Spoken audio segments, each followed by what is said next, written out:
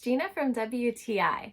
I'm in the process of kind of doing some redoing of the decor in my living room. And when I saw these pillow covers from Booque Valley, they immediately caught my eye.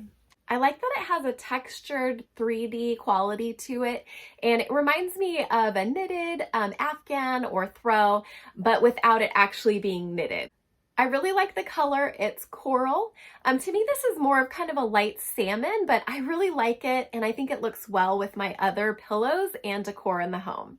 These washed up really well. I put them on gentle cycle in my washing machine, and then I hung them up to dry, and there's been no stretching, no pilling, and no transfer of color.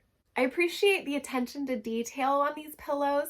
They have a hidden invisible zipper, so it has a really finished look.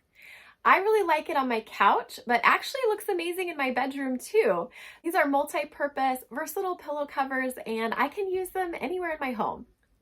If you're looking to update the look in your home with something soft and beautiful, I recommend these ones from Booque Valley, and that's my point of view.